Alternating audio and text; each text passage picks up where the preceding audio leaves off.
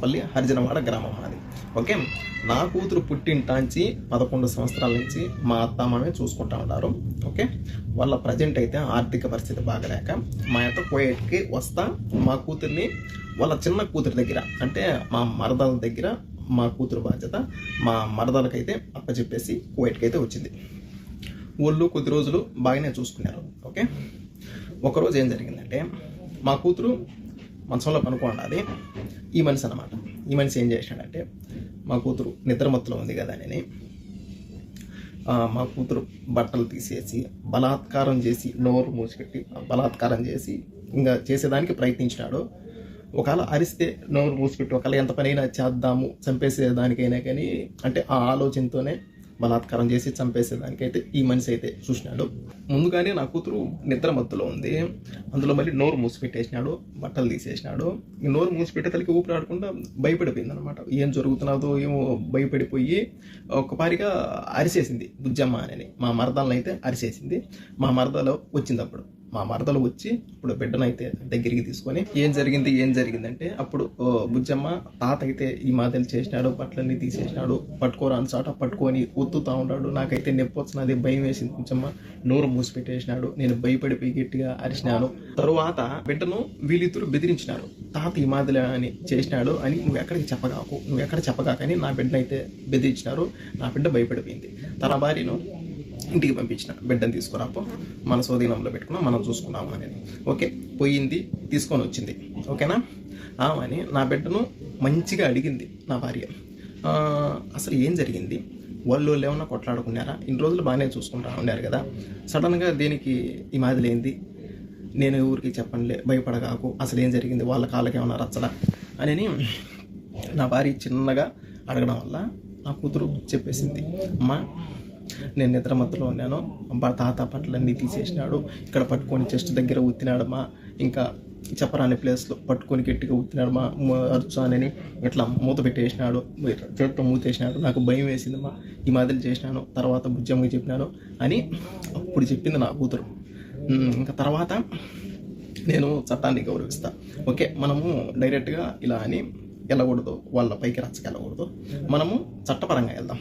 Okay, ఆ భార్య side బంధువులందరికీ ఈ మాదిరి బయటికి చెప్పి మా మామ ఈ మాదిరి చేసినాడు, కేసు పెట్టింది, మేము డబ్బులు కట్టి బయటకు వచ్చినాము అని ఈ మాదిరి అందరికీ చెప్పి వీళ్ళు చేసింది ఇదొక్కటి. ఇంకా వీళ్ళు పోలీసు వాళ్ళు ఈ మాదిరి అసలు పట్టించుకోవాలి ఈ మాదిరి అని ఆలోచించి నా భార్య సూసైడ్ చేసుకునింది. ఏదో తాగింది, తర్వాత మేము కూడా హాస్పిటల్కి తీసుకెళ్ళి ఎలాగాలో ఎంత కక్కించుకొని చిన్నగా ఎలాగాలో బయటికి నేను తెచ్చుకున్నా. బంధువులకి పబ్లిక్ చేసినారు కదా, ఇంకా ఒక్కొక్కరు చేసి ఈ మాదిరి జరిగిందంట కదా, మీరేం చేయలేదా, వాళ్ళు ఏమో డబ్బులు కట్టుకొని బయటకు వచ్చినారంట, మీరేం చేయలేదా అని ఒక్కొక్క మాటలు మాట్లాడుతూ ఉంటే ఏందిరా ఇది, ఇల్లు అనబోతే ఇట్లా చేసినారు. నెక్స్ట్ ఇంకా చట్టపరంగా చట్టాన్ని గౌరవించి పోలీసు వాళ్ళ ద్వారా వెళ్దాం అనుకుంటే వాళ్ళు ఏం చేయలేకపోయినారు, ఊరికే మాటల వరకు మాట్లాడి పంపించేసినారు.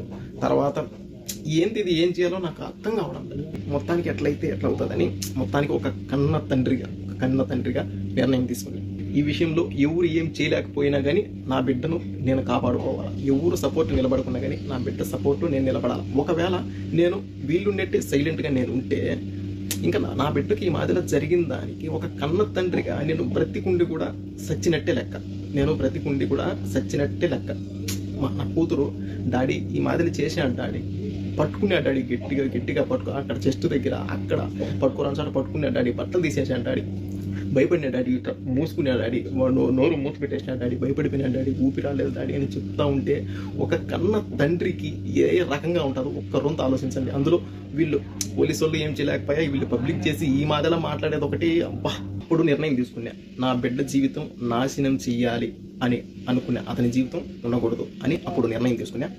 ఎవరికి తెలియదు నేను ఇండియాకు వస్తా ఉన్నట్టు, ఎవరికి తెలియదు. మా కోయటతో మాట్లాడుకొని ఒక 4 రోజులు సెలవు కావాలని చెప్పి పాస్పోర్ట్ తీసుకొని 2 టికెట్లు నేను కొనుక్కొని మా భార్యకి కూడా నేను ఎడార్లేకి జాకూర్కి వెళ్తున్నాను అని చెప్పి నేను ఇండియాకు వచ్చిన. కోవిడ్ నుంచి ఇండియాకు వచ్చి నేను చేసే పని అతన్ని నేను చేసి తర్వాత మళ్ళీ నేను కువైట్కి వచ్చిన. ఒకటి ఆలోచించండి, నేను చేసింది ఓకే తప్పే, కానీ దేనికి చేయాల్సి వచ్చింది? ఎవరు దీన్ని పట్టించుకోకపోవడం వల్ల నేను ఈ నిర్ణయం తీసుకోవాల్సి వచ్చింది. నేను ఒక రచ్చకు పోను, ఒక గొడవలకు పోను, ఒక ఎవరిని ఒక మాట తప్పుగా నేను అన్నాను. అలాంటిది ఇంత నిర్ణయం దేనికి తీసుకున్నాను? అంతవరకు పరిస్థితి వచ్చింది, ఇంతవరకు తీసుకొని వచ్చినారు. ఇక నేను చంపిన విషయంలో నా సైడ్ బంధువులకు కానీ మా భార్య సైడ్ బంధువులకు కానీ ఎవరికి ఏ సంబంధం లేదు.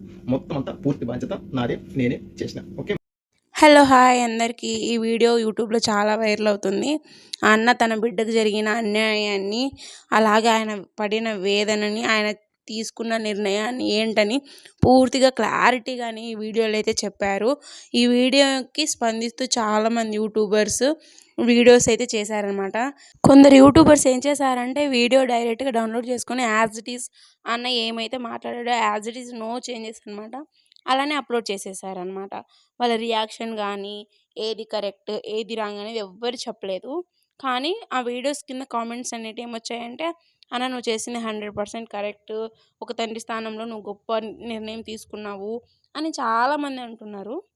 తన బిడ్డకు అన్యాయం జరిగిందని ఆ బాధలోనో ఆవేదనలోనో, కుటుంబాలలో పరువు పోతుందనో, లేదంటే న్యాయం జరగట్లేదనో ఆ అన్నయ్య అలాంటి నిర్ణయం తీసుకొని ఉండొచ్చు.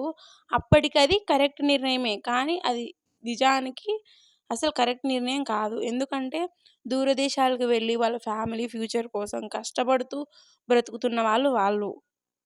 సడన్‌గా ఇలా పాపకు జరగడం చాలా బాధాకరమే. అది ఎవ్వరు మార్చలేనిది. కానీ మీరు చట్టాన్ని గౌరవిస్తా అన్నారు. చట్టంలో మీకు న్యాయం జరగలేదు. కానీ మీరు తీసుకున్న నిర్ణయం అయితే చాలా తప్పన్నా. నా పాయింట్ ఆఫ్ వ్యూలో చాలా తప్పు. ఎందుకంటే మీరు అంత కష్టపడి మీ పిల్లల ఫ్యూచర్ కోసమే గదా మీరంత కష్టపడుతున్నది, సంపాదిస్తున్నది. ఎక్కడో దేశాలకు వెళ్ళి. ఇప్పుడు మీరు సడన్‌గా అలాంటి పని చేశారు. ఇలాంటి పని చేశారు. ఎలాంటి పని అంటే ఇప్పుడు మీరు జైలుకెళ్ళిపోతారు మీరు చేసిన పని వల్ల. ఇప్పుడు మీ భార్య, మీ పాప ఎలా బ్రతుకుతారు? మీ ఫైనాన్షియల్లీ డౌన్ అయిపోతారు. మీకు హంతకుడని నింద పడిపోయింది. మీరు ఎన్నాళ్ళు జైల్లో ఉండాల్సొస్తుందో అంతవరకు మీ పాప, మీ భార్య ఎంతగా వాళ్ళు మైండ్ అనేది మారిపోతది. వాళ్ళు ఎన్ని కష్టాలు పడాల్సొస్తదో. మీరు కొంచెం ఆ బాధ నుంచి తేరుకొని మంచిగా ఆలోచించి ఉండుంటే చాలా బాగుండేది. పెట్టమ్మా తాత ఎక్కడెక్కడ పెట్టుకున్నాను ఇక్కడ బాస్ పోసుకున్నా ఇక్కడ ఇక తాత పట్టుకుని వద్దు తాత మళ్ళీ ఇల్లు పెట్టుకున్నా తాత నిద్ర పోయేటప్పుడు పట్టుకున్నానా? నిద్ర పోయేటప్పుడు దిగు కదా తాత ఆంజనేయ తండ్రి పంపుతుంటే పోయి ఇక్కడ సూచనలో పట్టుకున్నాడు.